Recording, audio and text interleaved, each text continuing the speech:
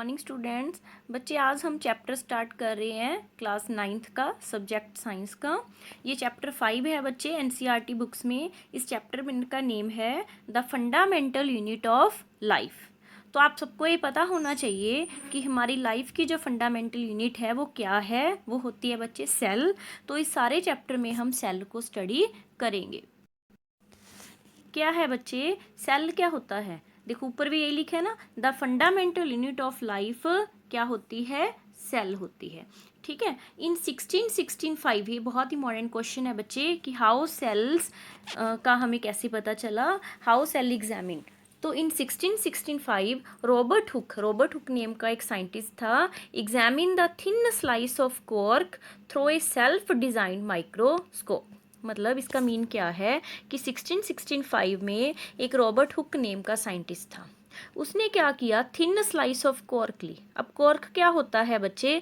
जो होता है ना ट्रीज के बाहर, जिसको आप सक बोल देते हो पंजाबी में, जो सूखा सा होता है, वो कॉर्क लिया उसने और उसको खुद का बनाया हुआ उसका माइक्रोस्कोप था। उस माइक्रोस्कोप में उसने देखा, खुद के बनाए हुए माइक्रोस्कोप में। ये देखो यहाँ पे दिखा रखा है ना, ये जो है ये उसका खुद का बनाया हुआ माइक्रोस्कोप था। और इस माइक्रोस्कोप के नीचे उसने क्या किया, ये जो कॉर्क लिया, मतलब जो ट्री का सक होता है, स्लाइस उससे थिन सा लिया, और जब उसके नीचे देखा माइक्रोस्कोप के नीचे, तो ये वाली स्ट्रक्चर, ये जो सर्कल में है, ये वाली स्ट्रक्चर उसको दिखाई दी।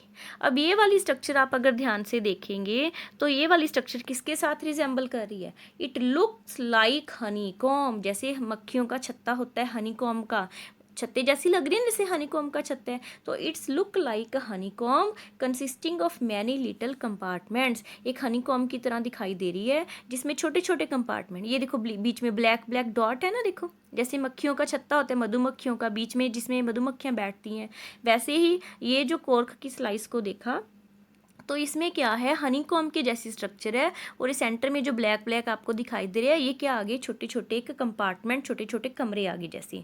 अब इसका इसने नेम क्या दे दिया बच्चे? सेल। ठीक है। ये जो छोटा सा कमरा आ गया, जैसे छोटे छोटे कंपार्टमेंट्स आ गए, इसका नेम क्या दे दिया इसने? सेल। एक्चुअली में जो सेल है ये लैटिन लैंग्वेज से लिया हुआ है हमने। लैटिन लैंग्वेज में सेल का मतलब होता है अ लिटल रूम। क्या लिखा हुआ है देखो यहाँ पे भी, अ लिटल रूम, छोटा सा रूम। तो ये देखो जैसे मधुमक्खियों का छत्ता होता है हनीकॉम्ब का, उसमें कितने सारे छोटे छोटे रूम होते हैं।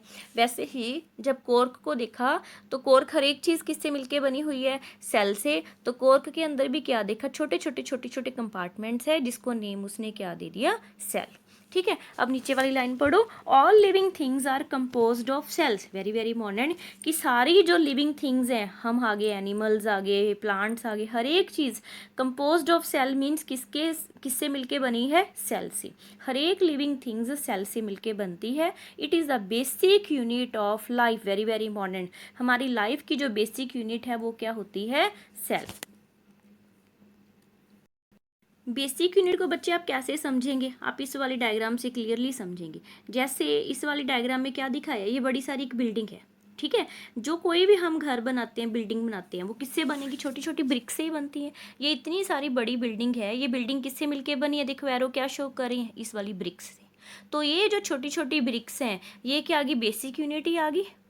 छोटी छोटी ये जो यूनिट्स हैं, मतलब जो ब्रिक्स हैं, ये इसकी क्या आ गई? फंडामेंटल बेसिक यूनिट आ गई। अगर ब्रिक्स ही नहीं होती, अगर हम ईंटें ही नहीं लगाते, तो इतनी बड़ी बिल्डिंग कैसे खड़ी होती? तो ये जो बड़ी सारी बिल्डिंग है, इसकी जो बेसिक यूनिट है वो क्या है? ये वाली ब्रिक्स। ऐसे ही दूसरी साइड पे देख लो, ये हम हैं ह्यूमन बींग्स। हम ह्यूमन बींग्स, ये छोटा छोटे सर्कल में क्या आ गया? सेल। हम ह्यूमन बींग किससे मिलके बनते हैं? ये छोटी छोटी ब्रिक्स के जैसे ही सेल से मिलके बनते हैं। तो ये सेल्स आ गई, ये क्या आ गई? हमारी basic structural and functional unit.